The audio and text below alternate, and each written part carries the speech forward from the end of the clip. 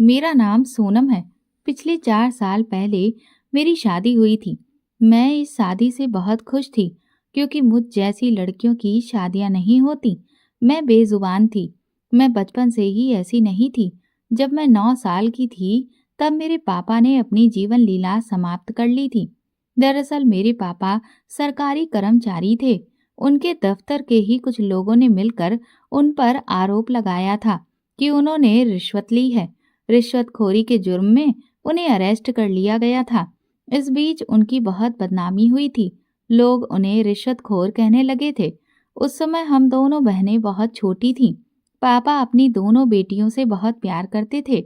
हम भी अपने पापा से इतना प्यार करते थे कि हमेशा हमने अपने पापा का कहना माना था।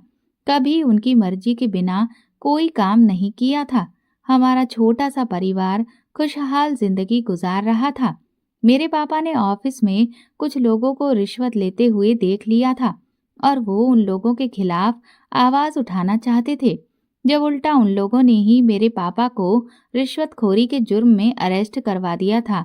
अरेस्ट होने की वजह से पापा की बहुत बदनामी हुई थी। पापा के एक दोस्त बहुत अमीर थे जो उन दिनों अपने काम के सिलसिले में आउट ऑफ कंट्री गए हुए थे। जब वो वहां से वापस आए तो उन्हें पता चला कि उनके जिगरी दोस्त के साथ ये सब कुछ हो गया। उन्होंने मेरे पापा की मदद करने की कोशिश की थी। उन्होंने मेरे पापा को जेल से रिहा करवा दिया था। पापा उनके बहुत आभारी हो गए थे। उनका नाम मनोज अंकल था। वो हमें भी बिल्कुल अपनी बेटियों की तरह ही चाहते थे। मेरे पापा जेल से छूट गए थे और घर आ गए थे, मगर आसपास के लोग उनकी बहुत ज्यादा इंसल्ट कर रहे थे। ये सब कुछ मेरे पापा से बर्दाश्त ना हो सका। रात का समय था जब पापा अपने कमरे में बैठे हुए बुरी तरह से रो रहे थे। मेरी मम्मी छोटी बहन को लेकर उसके कमरे में सो रही थी और उस रात मैं अपने पापा के पास थी जब मेरे पापा ने मुझे सोने के लिए कहा था। मुझे शुरू से ही अपने पापा से बहुत लगाव था, इसीलिए मैं ज्यादातर अपने पापा के साथ ही रहती थी। पापा ने मुझसे कहा कि बेटा सो जाओ, काफी रात हो गई है, सुबह तुम्हें स्कूल भी तो जाना है ना। पापा की बात पर मैंने सोने के लिए अपनी आंखें बंद कर ली थीं। पापा को लगा था कि उनकी बेटी सो गई है, मगर मैं तो जाग रही थी। जब अपने पापा के रोने की और सिसकियों की आवाज मेरे कानों में पड़ रही थी तो मुझे नींद नहीं आ पा रही थी। भला मेरे पापा इतने परेशान थे, इतनी बड़ी परेशानी से गुजर रहे थे, तो मैं कैसे सो सकती थी। उसी समय भले ही मेरी उम्र कम थी, मगर मैं बहुत समझदार थी। पापा ने इस समय कमरे का दरवाजा बंद किया और वो रस्सी को पंखे से बांधने लगे। उस समय मेरी समझ में नहीं आया था कि पापा क्या कर रहे हैं। उसके बाद पापा ने रस्सी का घेरा बनाया और इस तरह पापा ने अपनी जिंदगी ले ली थी। जब मैंने अपने पापा को मृत हालत में देखा तो मेरी एक जोरदार चीख निकली थी। मेरी चीख इतनी ज्यादा थी कि मेरे दिल को एक गहरा सदमा लगा था और मेरी आवाज भी उसी समय जा चुकी थी। जुबान होते हुए भी मैं पूरी बेजुबान हो गई थी। काफी दिनों तक मेरी तबीयत खराब रही थी। मुझे बुखार आ गया था। आखिर इतनी कम उम्र में अपने पिता की मौत जब कोई बच्चा अपनी आंखों से देख ले तो उसके दिल पर क्या सदमा बैठ सकता है, ये तो आप लोग अच्छे से अंदाजा लगा सकते हैं। अपने पापा की आंखों में मैंने अपनी आंखों के सामने बंद होते हुए देखी थी। ये सब मैं बर्दाश्त ना कर सकी और अपनी आवाज गवा बैठी थी।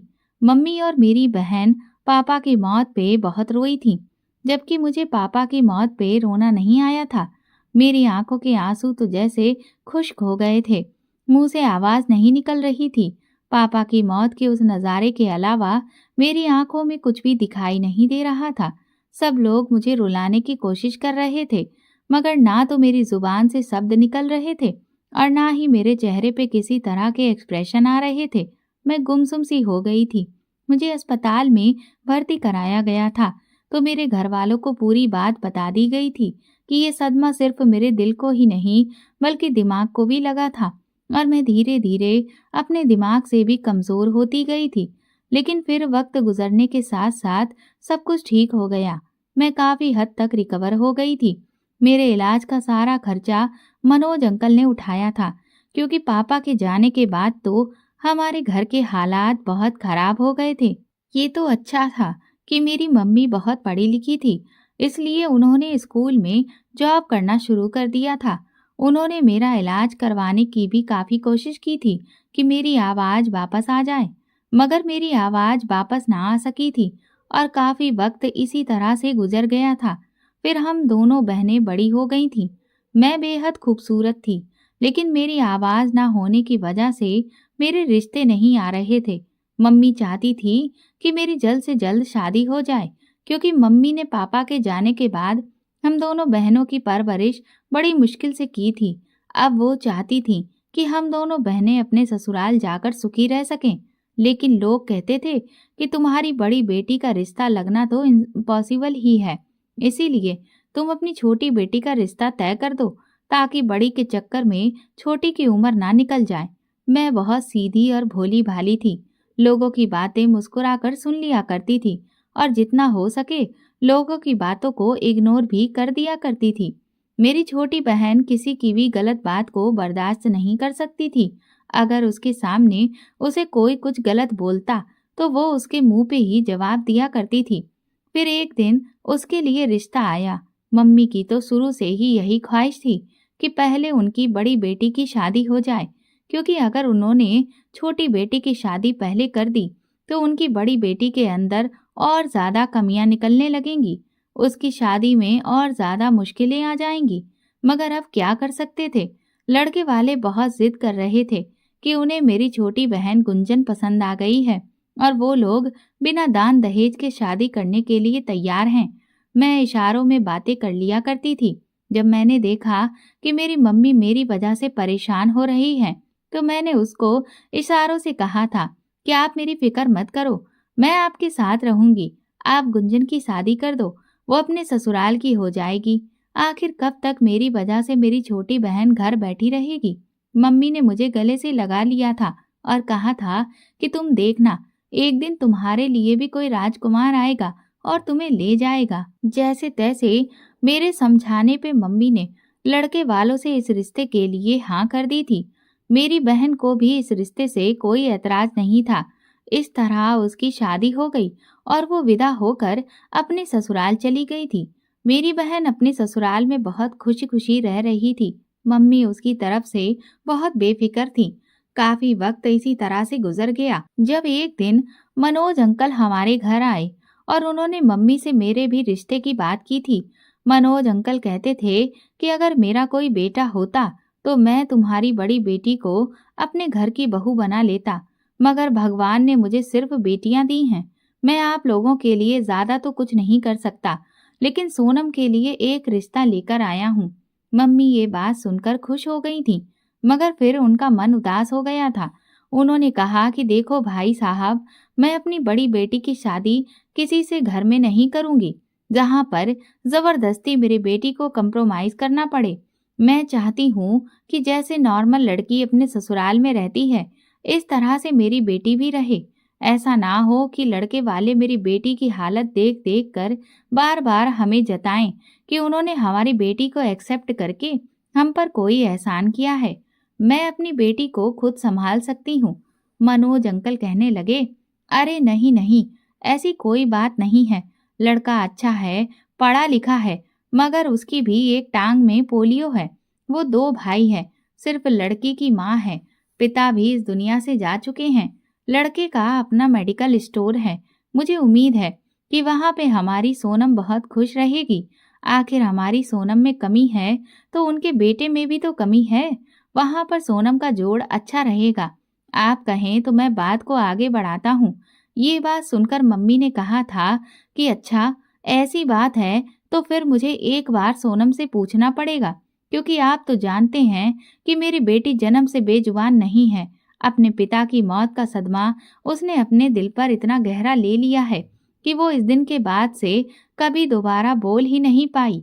मैं तो चाहती थी कि मेरी बेटी की शादी किसी अच्छे और नॉर्मल इंसान से हो, मगर क्या कर सकते हैं, शायद भगवान को यही मंजूर है।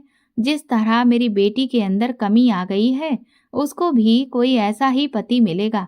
मनोज अंकल ने कहा कि भाभी जी, लड़का बहुत अच्छा कमाता है, इतना कमा लेता है कि आपकी बेटी को ईमानदारी और मेहनत की कमाई से बहुत खुश रखेगा। मेरी मम्मी ने कहा कि अच्छा तो ठीक है, आप रिश्ते की बात आगे बढ़ाएं। हम लड़के को देख लेते हैं और उसके घर परिवार से मिल लेते हैं। उसके बाद ही कोई डिसीजन लेंगे। मगर उससे पहले मैं अपनी बेटी से उसकी राय जानना चाहती हूँ। उन्होंने कहा था, हाँ हाँ, आप अपनी बेटी से आराम से पूछ लीजिए और फिर मुझे बता देना।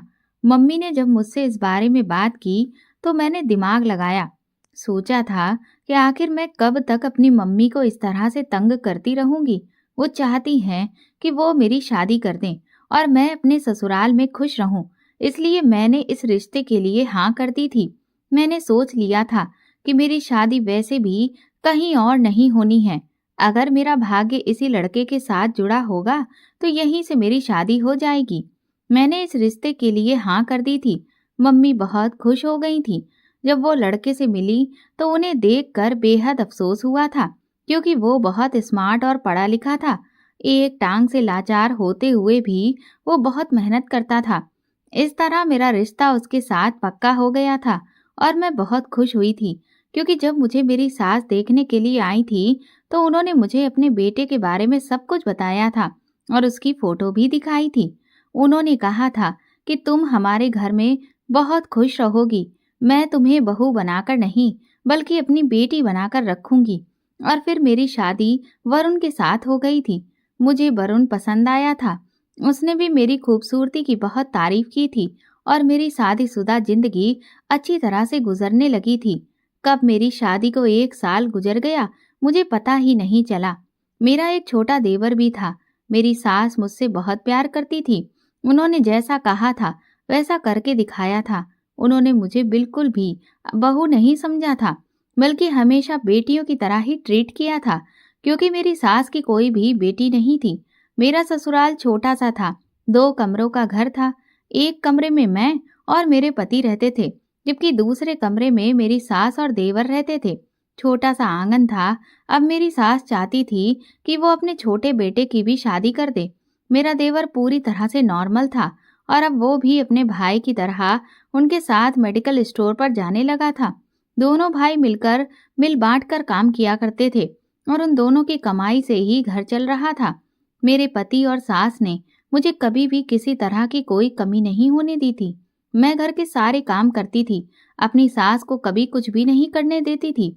मेरी सास ने अपने छोटे बेटे के लिए लड़की तलाश करना शुरू कर दिया था। मेरी सास बहुत अच्छी थी। वो ज्यादातर अब बीमार रहती थी और अपने कमरे में ही रहती थी। वो चाहती थी कि उनके छोटे बेटे की पत्नी भी उनकी बड़ी बहू की तरह हो, जो घर को अच्छी तरह से संभाल ले और घर में निभाने वाली हो। फिर एक दिन मेरी सास को पड़ोस की एक औरत ने मेरे देवर रवि के लिए एक लड़की बताई थी। उन्हें वो लड़की बहुत पसंद आई थी और इस तरह से उनका रिश्ता मेरे देवर के साथ पक्का हो गया था। और फिर मेरे देवर की भी शादी हो गई थी और मेरी सास जिस कमरे में वो अपने बेटे के साथ रहती थी, अब उन्होंने बाहर आंगन में अपनी चारपाई डाल ली थी और उस कमरे में अब उनके छोटे बेटे बहू रहने लगे थे। मेरे पति को ये बात पसंद नहीं आई थी कि उनकी माँ आंगन में रहे। इसीलिए उन्होंने मेरी सास से मेरे कमरे में रहने के लिए कहा था। मुझे भी इस बात से कोई ऐतराज नहीं था। मेरी सास मेरी माँ समान थी। वो हमारे कमरे में रह सकती थी। मेरी सास अब पहले से भी ज्यादा बीमार रहने लगी थी, क्योंकि मेरी देवरानी का बिहेवियर बहुत खराब था। वो घर का कोई काम काज नहीं करती थी और ना ही घर में किसी से ढंग से बात करती थी।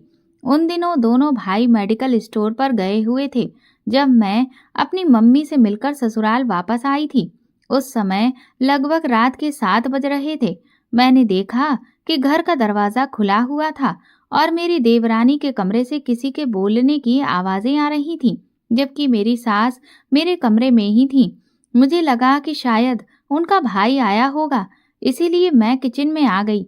मेरी देवरानी तो अपनी मर्जी से ही किचन में जाती थी। मैं उसके साथ हमेशा अच्छा व्यवहार रखती थी, इसीलिए उसके आए मेहमानों के लिए चाय नाश्ता बनाने के लिए चली गई। चाय बनाने के बाद मैं जैसे ही उसके कमरे की तरफ गई और मैंने उसके कमरे का दरवाजा बजाया तो उसने झट से कमरे का दरवाजा खोल दिया और कहने लगी, क्या चाहिए? उसने जैसे ही मेरे हाथ में नाश्ते की ट्रे देखी तो कहने लगी, ये भी कोई टाइम है चाय पीने का? क्यों लेकर आई हो? मैंने उसे इशारे से कहा कि तुम्हारे कमरे में कोई मेहमान बैठा है, उसके लिए ही लाई हूँ। तो वो कहने लगी कि मेरे कमरे में तो कोई भी मेहमान नहीं है। ये कहकर उसने मुझे दोबारा से जाने के लिए कहा। मैं खामोशी से किचन में वापस आ गई थी और फिर मैं अपने काम में बिजी हो गई थी। जब मुझे ऐसा लगा जैसे मेरी देवरानी के कमरे से निकलकर कोई घर के दरवाजे की तरफ गया है, मैं जैसे ही किचन से बाहर देखने के लिए निकली तो मैंने देखा कि मेरी देवरानी झट से मेरे सामने आ गई और कहने लगी, तुम क्या हमेशा मेरे कमरे की ताका झाकी करती रहती हो? अपने काम पे ध्यान दिया करो। ये सब बड़ा ही अजीब था क्योंकि सारा दिन इस घर में मैं और मेरी सास ही रहती थी। लेकिन जब से मेरी देवरानी आई थी, घर का माहौल बहुत बदला बदला सा होने लगा था। मेरी देवरानी के पास मोबाइल भी था क्योंकि मेरे देवर ने उसे शादी के कुछ दिनों बाद ही मोबाइल लेकर दिया था। मोबाइल तो मेरे पति ने भी मुझे लेकर दिया था, लेकिन मैंने अपने पति से इनकार कर दिया था। उन्हें अपने इशारों से समझा दिया था कि मोबाइल फोन पर बात करने के लिए होता है। मैं तो डायरेक्टली इंसान से बात कर ही नहीं सकती, तो फोन पर क्या बात करूंगी? इसीलिए मुझे फोन की जरूरत नहीं है। मगर अब धीरे धीरे मेरी देवरानी के अंदर बहुत बदलाव आ चुके थे। अभी उसकी शादी को 4 महीने हो गए थे। वो मुझे और मेरी सास को बहुत तंग करती थी। वो ज्यादातर चीजों के इल्जाम हम दोनों सास बहुओं पर ही लगाती थी। अपने पति से हम दोनों की ही वो शिकायतें करती रहती थी कि ये दोनों सास बहुएं मुझे बहुत परेशान करती हैं। मैं जो भी काम करती हूँ उसमें ये नुक्से निकालती रहती हैं। मुझे टाइम पे खाना नहीं देती, हमेशा मुझे ताने देती रहती है, जबकि असल में तो वो कोई काम करती ही नहीं थी। मेरा देवर भी बहुत ही कच्चे कानों का था, इसीलिए अपनी पत्नी की बातों में वो आसानी से आ जाया करता था। लेकिन अपनी शादी के कुछ दिनों तक मेरे देवर ने अपनी पत्नी की बातों को इग्नोर किया था। मगर जब उसकी पत्नी रोज रोज उससे वही सब बातें करती थी, तो वो अब अपनी माँ और भाभी को बुरा समझने लगा था। मेरा पति तो ज्यादातर अपनी मेडिकल शॉप पे ही होता था, इसीलिए घर के मामलातों के बारे में उसे ज्यादा पता नहीं होता था। मगर देवर अब बहुत ज्यादा समझदार हो गया था। वो पूरी तरह से अपनी पत्नी के कब्जे में आ गया था। मेरी सास दिन रात रोती रहती थी, कहती थी कि ये ना जाने कैसी बहू मैं घर में लेकर आई हूँ, जिसने मेरे पूरे घर के माहौल को बदल कर रख दिया है। हमेशा हमारे घर में लड़ाई झगड़े ही होते रहते थे। मैं तो अपनी देवरानी को कोई जवाब दे ही नहीं सकती थी, लेकिन मेरे बदले का जवाब मेरी सास दिया करती थी। ज्यादातर लड़ाई मेरी देवरानी की मेरी सास से ही होती थी। मैं ये बात जानती थी कि मेरी देवरानी की हर बात बहुत गलत होती है, मगर फिर भी मैं अपनी सास को समझा बुझाकर शांत कर दिया करती थी। अब तो मेरी देवरानी घर से अलग रहने को कहती थी, जबकि मेरा देवर दूसरे घर में लेकर नहीं जा सकता था उसको, क्योंकि इतनी महंगाई के जमाने में वो अपना अलग घर कैसे बना सकता था और ना ही वो किराए पे जा सकता था। इसीलिए अब उन दोनों पति पत्नी के बीच में ही दिन रात झगड़े होने लगे थे। एक दिन तो मेरा देवर तंग आकर अपने कमरे से बाहर निकला और मेरी सास के पास आकर बैठ गया।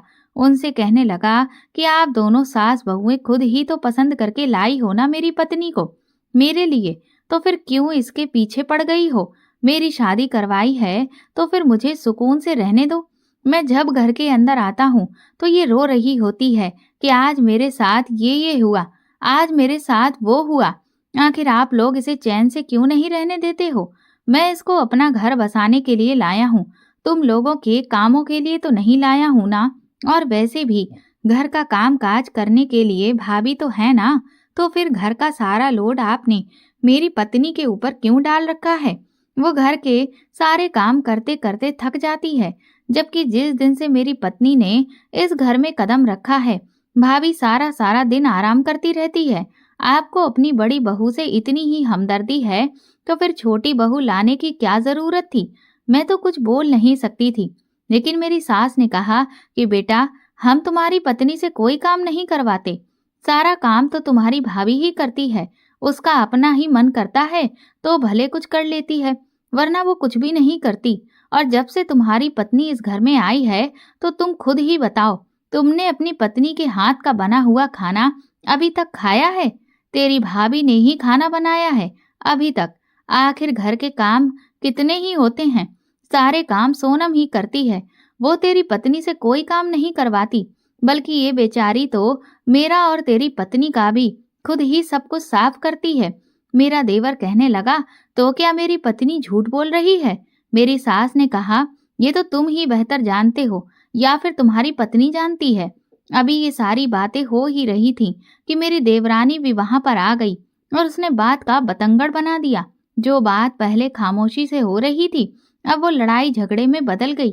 मेरे देवर ने आखिर कह दिया कि उसे अपने भाई के मेडिकल से आधा मेडिकल खुद लेना है, जिससे वो अलग से उसे चला सके। अब वो अपने भाई के पास नौकरी नहीं कर सकता, उसे अपना खुद का काम करना चाहता है। लेकिन ये सारा काम तो मेरे पति का था। उन्होंने अपने छोटे भाई को अपने पास नौकरी पर रखा हुआ था, मगर उनका कहना था कि इस मेडिकल में हम दोनों की मेहनत है, इस हिसाब से मेडिकल पे हम दोनों भाइयों का आधा आधा हक बनता है। लेकिन मेरी सास ऐसा नहीं कर सकती थी, क्योंकि कुछ भी उनके हाथ में नहीं था। उन्होंने जब ये बात मेरे देवर को बताई, तो वो बहुत ही आग बबूला होकर कहने लगा, तो फिर इस घर का ही बंटवारा कर दो। ये घर आधा आधा हम दोनों भाइयों का है। मैं अपनी पत्नी के साथ अलग रहना चाहता हूँ। ये बात सुनकर मेरी सास की तबीयत बिगड़ने लगी थी, क्योंकि वो नहीं चाहती थी कि उनके दोनों बेटे अलग अलग हों। वो दोनों पति पत्नी तो अपने कमरे में जा चुके थे। मैं अपनी सास को संभालने की कोशिश कर रही थी कि इतने में ही मेरे पति आ गए। जब उनको ये बात बताई गई, तो मेरे पति को तो बहुत गुस्सा आया था, क्योंकि अभी तक तो मेरे पति इन सारी बातों से अनजान थे। अब उनको पता चल गया था कि घर का माहौल कैसा चल रहा है। अपने भाई की बात सुनकर कि उसे घर का बंटवारा करना है, उनके दिल पे बहुत ही गहरा सदमा पहुंचा था। वो काफी दिनों तक अपने भाई से बोले नहीं थे। घर का माहौल बहुत ही बिगड़ा हुआ चल रहा था कि तभी इसी दौरान मेरे पति का एक्सीडेंट हो गया। एक तो वो बेचारे पहले से ही एक टांग से लाचार थे। जब वो मेडिकल से आते समय सड़क पार कर रहे थे, तो उसी समय तेज रफ्तार गाड़ी ने उनको एक जोरदार टक्कर मार दी और वो बच नहीं सके। वो इस दुनिया को छोड़कर चले गए थे। अपने पति की मौत पर मैं बहुत रोई थी। मुझे अब कुछ भी अच्छा नहीं लग रहा था। मेरी सास का हाल भी कुछ ऐसा ही था। वो बार बार अपने बेटे को याद करके रोती और कहती कि इस उम्र में तो मुझे चले जाना चाहिए था। मेरा बेटा क्यों मुझे छोड़कर चला गया? अब हम दोनों सास बहुएं ही इस घर में एक दूसरे का सहारा बचे थे, क्योंकि मेरा देवर तो अपनी माँ को कभी भी पलट कर देखता भी नहीं था। मेरी मम्मी मुझे अपने साथ ले जाने के लिए आई थी। उन्होंने कहा था कि अब तुम्हारा इस घर में कोई भी नहीं है, तुम मेरे साथ चलो। मगर मैंने मम्मी से इनकार कर दिया था। मेरी सास ने भी मम्मी से कहा था कि ये मेरी बहू नहीं बल्कि बेटी है, और मेरी बेटी को मुझसे जुदा मत करो। जब तक मैं जिंदा हूँ, तब तक इसे मेरे साथ रहने दो। जिस दिन मैं इस दुनिया से चली जाऊं, तुम इसे यहाँ से ले जाना। मम्मी चाहती थी कि वो मेरी दूसरी शादी करवा दें, मगर अब मैं शादी नहीं करना चाहती थी। शादी के 3 साल बाद ही मैं विधवा हो गई थी, और फिर मैं भी अपनी सास को ऐसी हालत में छोड़कर कहीं नहीं जाना चाहती थी। मेरे इनकार पर मम्मी मुझे मेरी सास के पास ही छोड़कर चली गई थी। अब हमारे दिन पहले से भी ज्यादा बुरे गुजरने लगे थे। मेरे पति के पूरे मेडिकल पर मेरे देवर ने अपना कब्जा कर लिया था, और इस घर पर भी मेरी देवरानी का ही राज चलने लगा था। एक दिन मैंने देखा था कि मेरी देवरानी किसी से फोन पे बात कर रही थी। वो बहुत प्यार मोहब्बत भरी बातें कर रही थी, क्योंकि मैं उसके कमरे में किसी काम से उस वक्त गई थी। मगर जब मैंने उसके कमरे में आती हुई आवाजें सुनी, तो मैं उसके दरवाजे पे ही रुक गई थी। मुझे लगा कि वो शायद मेरे देवर से ही इस तरह की बातें कर रही है, मगर वो इतनी धीमी आवाज में और इतनी मीठी आवाज में बात कर रही थी कि मुझे हैरानी हुई थी। वो जब हमसे लड़ाई लड़ती है, तो उसकी आवाज बड़ी ही कड़क होती थी, और इस समय तो उसकी आवाज में बड़ी ही नरमी थी। उसने इधर उधर की बातें करके आखिर में उसने कुछ ऐसी बात कर दी थी कि जिसे सुनकर मैं हैरान हुई थी, और मेरे दिल में हजारों सवाल उठने लगे थे। वो ऐसी ऐसी बातें कर रही थी जो शायद मुझे नहीं सुननी चाहिए थी। मैंने सोचा कि जब मैंने इतनी ही बातें सुन ली हैं तो थोड़ी और भी सुन लेती हूँ। और फिर आखिर में फोन बंद करते समय उसने कहा था कि अच्छा, चलो फिर मैं बाद में बात करूंगी राजेश। मैं ये सुनकर चौंक गई थी। आखिर ये किस राजेश से बात कर रही थी? मेरे देवर का नाम तो रवि था। इसका मतलब ये था कि मेरी देवरानी जो इतनी प्यार मोहब्बत भरी बातें कर रही थी, वो मेरे देवर से नहीं कर रही थी। उसकी ऐसी हरकतें देखकर मुझे बहुत बड़ा गुस्सा आया था। मैंने सोच लिया था कि मैं अपने देवर को इस बारे में बताकर ही रहूंगी, लेकिन मेरे देवर के आने में बहुत टाइम था। ये सारी बात मैं इशारों से सबसे पहले अपनी सास को समझा दी थी। मेरी सास कहने लगी कि बेटा, मुझे तो इस लड़की पे पहले से ही शक था। मुझे तो ये पहले से ही ठीक नहीं लगती थी। अब तुम देखो, मैं अपने बेटे को सब कुछ बताती हूँ, क्योंकि मेरी सास भी समझ गई थी कि मेरी देवरानी किसी और से फोन पर बातें कर रही थी।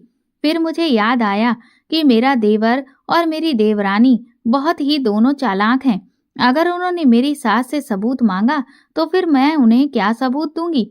मैंने अपनी देवरानी को किसी से फोन पर बात करते हुए सुना है। मैंने इस बार अपनी सास को कह दिया था कि अभी हम इस बारे में रवि से कोई बात नहीं करेंगे, क्योंकि वो हमसे इसको लेकर सबूत मांगेगा, हमारी सच्चाई का।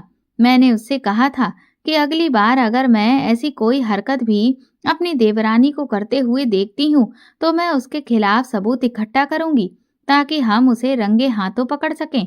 मेरी सास कहने लगी कि हाँ, तुम ये बात बिल्कुल ठीक कह रही हो। हम उस दिन दोनों सास बहुएं खामोश हो गए थे, लेकिन कुछ दिनों के बाद मैंने फिर से देखा था कि मेरी देवरानी किसी से वीडियो कॉल पर बात कर रही थी। मैं अपनी देवरानी के कमरे में झांक रही थी। मुझे अपनी देवरानी की शक्ल तो नजर नहीं आ रही थी, लेकिन मोबाइल वाले बंदे की शक्ल साफ नजर आ रही थी। लगता था कि मेरी देवरानी को सबको नाम से पुकारने की आदत है। इस बार मेरी देवरानी वीडियो कॉल पर कह रही थी कि मुकेश, मुझे तुम्हारी बहुत याद आती है। अब ये मुकेश कौन था? अब मैं चुप नहीं रह सकती थी।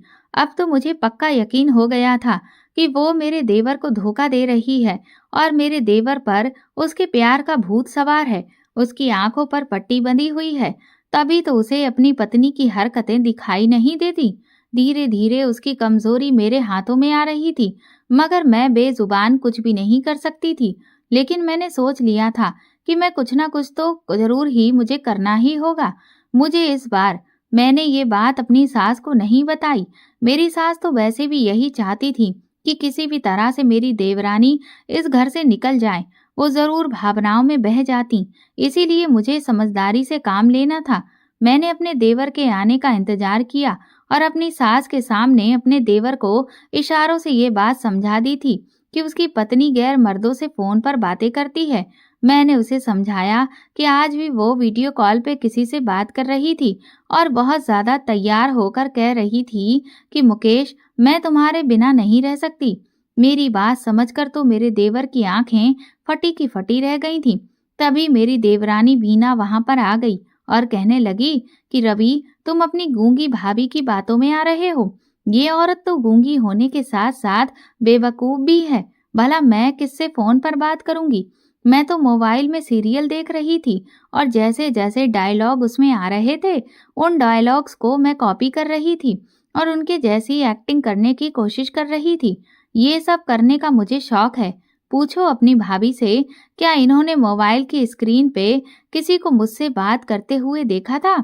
मेरे देवर ने मेरी तरफ घूर कर देखा और कहने लगा कि आपने किसी की आवाज मोबाइल की तरफ से आती हुई सुनी थी या किसी को मोबाइल स्क्रीन पे देखा था? मेरा मन बिल्कुल साफ था।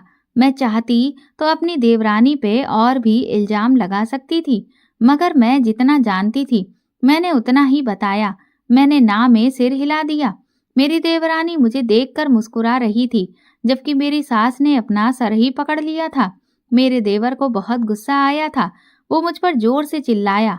मैं डर कर अपनी सास के पीछे हो गई थी। मेरा देवर कहने लगा, अगर वीना मोबाइल पकड़कर एक्टिंग कर रही थी तो इसका मतलब ये तो नहीं कि वो किसी से बातें कर रही थी। पहले बात की जांच पड़ताल निकाल लिया करो कि कौन क्या कर रहा है। बिना सोचे समझे किसी पर इल्जाम नहीं लगाना चाहिए भाभी। आखिर आपकी हिम्मत भी कैसे हुई मेरी पवित्र पत्नी पर आरोप लगाने की?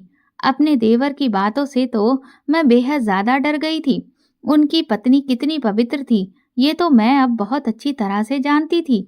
मगर मैंने इस बार भी गलती कर दी थी। बिना ही सबूत के मैंने अपने देवर को उनकी पत्नी की हकीकत के बारे में बता दिया था, जिस पर मेरे देवर ने मेरी बात का कोई यकीन नहीं किया था।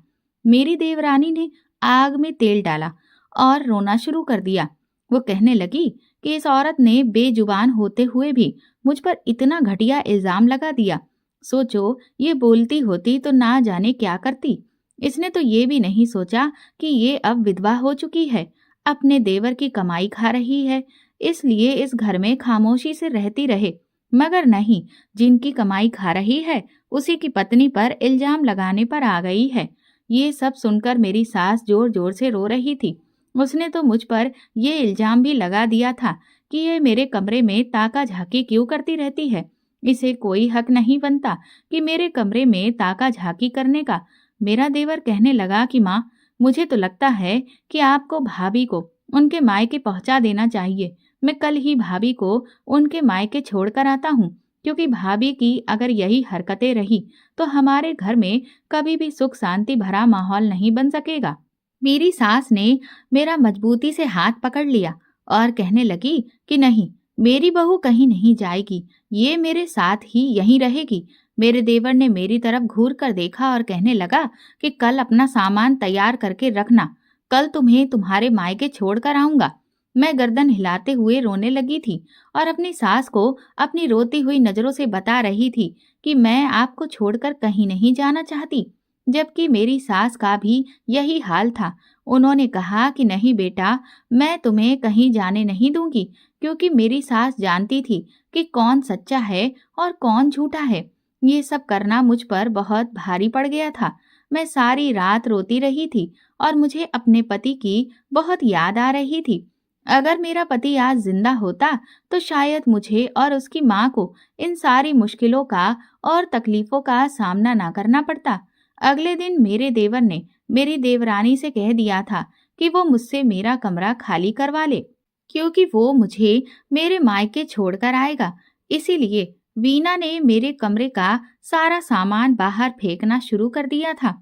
मैं रो रही थी कि प्लीज मेरे साथ ऐसा मत करो, मैं यहाँ से कहीं नहीं जाऊंगी। मैं उसके आगे हाथ जोड़ रही थी, मगर वो मेरा कोई भी इशारा समझने के लिए तैयार नहीं थी। मैं उसके पैरों में गिर गई तो वो कहने लगी कि और करो मेरी जासूसी करने की तुम्हें यही सजा मिलेगी। तुम्हारी असल जगह तुम्हारे घर पर ही है। तुम्हारे जाने के बाद मैं इस बुढ़िया को भी ठिकाने लगा दूंगी। फिर इस घर में अकेली आराम से ऐश करूंगी। मेरे कमरे में छुप छुप कर मेरी हरकतों पर नजर रख रही थी, मगर मैंने उसके पैर मजबूती से पकड़ लिए और उसे इशारों से कहा कि अब मैं आगे से ऐसा कुछ भी नहीं करूंगी। तो उसने कहा कि अच्छा, तो फिर ठीक है, लेकिन तुझे इस घर में छोटी सी चूहिया बनकर एक तरफ ही रहना होगा। ज्यादा फुदकने की जरूरत नहीं है। आखिरकार मुझे तेरे जाने के बाद घर के काम काज की बहुत परेशानी भी होगी। चल, तू यहीं रह। उसने मेरे बाल मजबूती से पकड़े और कहने लगी, मगर जो गलती तूने की है, ऐसी गलती अगर दोबारा करने की कोशिश की तो मैं तेरा क्या हाल करूंगी, ये तू बहुत अच्छी तरह से जानती है। चल अब उठ। और ये सारा सामान समेट कर इस जंग में मेरी देवरानी जीत चुकी थी। अब वो हम दोनों सास बहुओं को ढंग का खाना भी नहीं देती थी। दोनों पति पत्नी खाना खाकर मिलजुल कर आराम से रहते थे और आराम से खाते थे और सो जाते थे। हम दोनों सास बहुओं को उनके आगे का बचा हुआ खाना ही मिलता था, जो मैं खुद भी नहीं खाती थी। अब अपनी सास को खिला दिया करती थी, क्योंकि उनकी तबीयत ज्यादा खराब रहने लगी थी। इसीलिए ये खाना मुझसे ज्यादा उनके लिए बेहद जरूरी था। मेरी देवरानी ने मेरे देवर से ना जाने क्या कहा था कि वो मुझे घर से निकाल नहीं पाया था, मगर ये सब देखकर मेरी सास बहुत परेशान थी। वो कहती थी कि बहू, मेरी वजह से तू इस घर में टिकी हुई है। अगर तू चाहे तो अपने मायके जा सकती है, मगर मैंने उनके हाथ पकड़ लिए थे और उन्हें अपनी रोती हुई आंखों से समझाया था कि मैं उन्हें छोड़कर कहीं नहीं जाऊंगी। उन्होंने हमेशा मेरी माँ की तरह मेरा ख्याल रखा। भला मैं ऐसे मुश्किल समय में उन्हें छोड़कर कैसे जा सकती थी? पहले तो मेरी देवरानी मुझे और मेरी सास से छुपकर ये सारे काम करती थी, लेकिन अब वो खुलेआम सब कुछ करने लगी थी, जिससे ये सब साफ साफ जाहिर हो गया था कि वो एक कैरेक्टर लेस औरत थी। वो एक ऐसी औरत थी जिसे अपनी खूबसूरती के जाल में मर्दों को फंसाने की बहुत चाहत थी। वो मर्दों को फंसाकर उससे पैसे लूटती थी, उसके साथ खुशी खुशी बातें करके उनसे अपनी तारीफें करवाती थी। ये सब करना उसे बहुत पसंद था। हम दोनों सास बहुएं कुछ नहीं कर सकती थी, इसीलिए हम ये सब देखकर भी खामोश थे और चुपचाप देखते रहते थे। कई बार तो ऐसा भी हुआ था कि मर्द घर में भी आते थे और आते ही उसके कमरे में चले जाते थे। काफी काफी देर बाद वो लोग निकल कर जाते थे। अभी तक इस बारे में मेरे देवर को पता नहीं चला था कि उसकी पत्नी कैसी है। वो तो अपनी माँ और अपनी भाभी को ही गलत समझता था। मैं चाहकर भी उसकी सच्चाई अपने देवर के सामने नहीं ला सकती थी, क्योंकि अब मैं जानती थी कि मेरा अंजाम बहुत बुरा होने वाला था, क्योंकि मुझे खामोश ही रहना था। उसने कहा था, अगर तुमने इस बारे में किसी को बताने की कोशिश की तो मैं इस बुढ़िया को जान से मार दूंगी। वो मेरी सास को मारने की धमकी दिया करती थी और कहती थी कि तुझ पर इतने इल्जाम लगाऊंगी कि तुझे अपनी जिंदगी से नफरत होने लगेगी। वो बहुत शातिर और चालाक औरत थी, इसलिए मैं उसकी बातों को खामोशी से बर्दाश्त किया करती थी। सब कुछ अपनी आंखों से देखते हुए भी मुझे इग्नोर करना पड़ता था। मैं घर के सारे काम नौकरानियों की तरह करती थी और एक तरफ अपनी सास की भी सेवा करती थी। मेरी देवरानी बस इतना चाहती थी कि वो पूरा घर उसका हो जाए और मेरे देवर को भी उसके बारे में कुछ भी पता कभी न चले। वो मेरे देवर के सामने तो उसकी ही बनकर रहती थी, जबकि देवर के पीछे दूसरे मर्दों के साथ इश्क लड़ाया करती थी। मैं चाहती तो उसकी वीडियो बनाकर उसके पति को भी दिखा सकती थी, मगर मेरे पास तो एक मोबाइल भी नहीं था। उस समय मुझे अपने पति की याद आती थी, जब वो मुझे जबरदस्ती मोबाइल दे रहे थे और उसने कहा था कि जरूरी नहीं कि ना बोलने वाला इंसान मोबाइल का इस्तेमाल ना करे, ये तुम्हारे बहुत काम आ सकता है। मगर मैंने फिर भी अपने पति से इनकार कर दिया था कि मुझे मोबाइल की कोई जरूरत नहीं है। एक दिन मेरी देवरानी ने मुझे फंसाने की पूरी पूरी कोशिश की थी। मैं नहीं जानती थी कि मेरी देवरानी इतनी हद तक गिर सकती थी कि अब की बार वो अपना निशाना मुझे बनाएगी। रात का समय था, जब मैं अपने कमरे में जाग रही थी। मुझे नींद नहीं आ रही थी। मुझे ऐसा लग रहा था जैसे छत पे कोई गया है और छत की सीढ़ियों का दरवाजा भी खुला हुआ था। मैं धीमे धीमे कदमों से छत पे गई। छत पे सच में कोई था, मगर कौन था ये मैं जानना चाहती थी, क्योंकि कोई छत के कोने की तरफ खड़ा हुआ था। यही देखने के लिए मैं धीमे धीमे कदमों से उधर गई और ये देखकर मेरे पैरों तले से जमीन निकल गई थी कि छत पे मेरी देवरानी थी और उसके साथ पड़ोस का लड़का भी था। मेरी देवरानी उसके साथ बहुत चिपक कर खड़ी हुई थी और प्यार मोहब्बत की बातें कर रही थी। ये सब मैं अपने देवर को दिखाना चाहती थी, इसीलिए मैं वहां से वापस लौटने लगी ताकि नीचे आकर अपने देवर को जगा सकूं। मगर मेरे पैर से टकराकर अचानक गमला गिर गया था। मेरी देवरानी और वो लड़का समझ गए थे कि छत पर कोई है। वो लड़का घबरा गया और बराबर वाली छत से कूदकर भाग गया था, जबकि मेरी देवरानी मुझे देखकर दंग रह गई थी। मैंने भागने की कोशिश की तो मेरी देवरानी ने मुझे पकड़ लिया और कहने लगी, तू आज फिर से मेरी जासूसी कर रही थी। अब तू देख, तू अब कुछ भी करने के काबिल नहीं रहेगी। मेरी देवरानी ने मेरी तरफ देखकर कहा कि आज तो मैं तुझे नहीं छोड़ूंगी। आज मेरे हाथों से तू नहीं बच सकती। मेरी देवरानी मुझे छत की दीवार के पास लेकर गई। मैं गूंगी थी, इसीलिए मैं शोर नहीं मचा सकती थी, वरना इतनी रात को मेरे चीखने चिल्लाने से आसपास के सारे लोग जाग जाते। मैं बार बार गर्दन हिलाकर अपनी देवरानी से कह रही थी कि मुझे छोड़ दो, मुझे माफ कर दो, मैं किसी को कुछ नहीं बताऊंगी। मगर मेरी देवरानी मुझे आज जान से मारने वाली थी। उसने मुझे छत से फेंकने का प्रोग्राम बना लिया था। वो मुझे छत से नीचे की तरफ धकेलने जा रही थी। वो मुझे जबरदस्ती धक्का देने की कोशिश कर रही थी, मगर अंधेरे में अचानक से मुझ पर जोर देने की वजह से वो मुझे धक्का ना दे सकी, बल्कि खुद की छत से नीचे गिर गई थी और गिरकर सीधा घर के बाहर गई थी। और ज्यादा ऊंचाई से नहीं गिरी थी, मगर मुझे गिराकर या तो लाचार कर देना चाहती थी या फिर इस दुनिया से भेज देना चाहती थी। मगर वो ये नहीं जानती थी कि वो खुद ही इस दुनिया से जाने वाली है। उसकी मौत इसी तरह से लिखी हुई है, क्योंकि उसके पाप का घड़ा अब भर चुका था। हैरानी वाली बात तो ये थी कि सिर्फ थोड़ी सी ही ऊंचाई से गिरकर उसकी मौत कैसे हो गई थी। आखिरकार भगवान को मुझे उससे बचाना था। मेरी देवरानी गिरी तब उसकी चीख नहीं निकली थी। मैं तो वापस अपने कमरे में आ गई थी। मुझे बहुत डर लग रहा था। जब थोड़ा थोड़ा दिन निकलते ही मेरी देवरानी की मौत का सबको पता चला, तो चारों तरफ हड़कंप मच गया था। समझ नहीं आ रहा था कि उसकी मौत कैसे हुई। पुलिस भी आ गई थी। मेरी देवरानी की लाश का पोस्टमार्टम कराया गया, तो पता चला कि मेरी देवरानी की ऊंचाई से गिरने पे मौत हो गई। उस रात जब मैं छत पे गई थी, वो लड़का भी मौके पे भाग गया था। इसीलिए उसके भागने के बाद हम दोनों के बीच क्या हुआ था, ये तो वो भी नहीं जानता था। उसे डर लग रहा था कि कहीं छत पर रवि तो नहीं आ गया, वो मेरे देवर को हाथों से पकड़ा जाता। इसीलिए वो वहां से भाग गया था।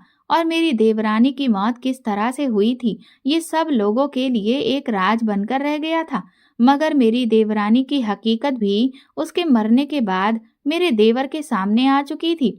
जब मोहल्ले के लोगों ने मेरे देवर को बताया था कि तुम्हारी पत्नी अच्छी औरत नहीं थी, उसका मोहल्ले के ही कई लड़कों के साथ अफेयर था, वो फोन पर बातें भी करती थी और उन्हें मिलने के लिए भी घर में बुलाया करती थी, क्या तुम्हारे घर के बाकी लोगों ने इस बारे में तुम्हें कभी कुछ नहीं बताया? जब मेरे देवर ने इस बारे में मेरी सास को बताया, तो मेरी सास ने मेरे देवर से कहा था, तुम्हारी पत्नी के बारे में बताने की तो सोनम ने कई बार कोशिश की थी, मगर तुमने उसकी बात पर यकीन न करके अपनी पत्नी की बातों पर यकीन किया था। उस दिन के बाद से ही कभी देवर को अपनी पत्नी की मौत पर अफसोस नहीं हुआ था, और फिर उसने धीरे धीरे अपनी पत्नी का ख्याल अपने दिल से निकाल दिया। और वो सोचने लगा कि अच्छा हुआ मेरी पत्नी इस दुनिया से चली गई, न जाने वो किस किस के कांटेक्ट में होगी। मेरी देवरानी के मरने के बाद मेरे देवर के हाथ में उसका मोबाइल भी आ गया था। जब उसने उसके ढेर सारे लड़कों के नंबर देखे जिनसे वो फोन पे बातें किया करती थी, मेरा देवर जो पहले अपनी माँ और भाभी को बहुत बुरा भला समझता था, अब वो अपनी गलती पर बहुत शर्मिंदा होने लगा था और उसने हम दोनों से अपने किए की माफी भी मांगी थी। उस दिन के बाद कभी भी मुझे उस घर से जाने के लिए भी उसने नहीं कहा था। अब वो अपनी माँ का भी बहुत ख्याल रखता है और मुझे भी अपनी बड़ी बहन की तरह समझता है। मगर मेरे देवर ने दोबारा से किसी लड़की से शादी नहीं की थी और आज वो अपनी गलती पे बहुत पछताते हैं। कभी कभी उन लोगों की बात पर भी यकीन कर लेना चाहिए जो जुबान से नहीं बोलते, जो आपको सच बताने की कोशिश करते हैं, मगर आप उनकी मजबूरी का फायदा उठाते हैं, और वही आपकी सबसे बड़ी गलती होती है, क्योंकि आप हर बात को एक नजरिए से देखते हैं। बात का दूसरा पहलू भी समझ लेना चाहिए। शायद बेजुबान इंसान आपसे कुछ ऐसा कहने की कोशिश कर रहा हो जिसमें आपका ही फायदा हो। दोस्तों, अगर आपको हमारी कहानी पसंद आई है तो कमेंट करके ज़रूर बताएं और वीडियो को लाइक करके ज़्यादा से ज़्यादा शेयर करें। चैनल पर नए हैं तो सब्सक्राइब करें और हाँ, नोटिफिकेशन बेल को ज़रूर दबाएं ताकि अगली अपडेट सबसे पहले आपको मिले। धन्यवाद।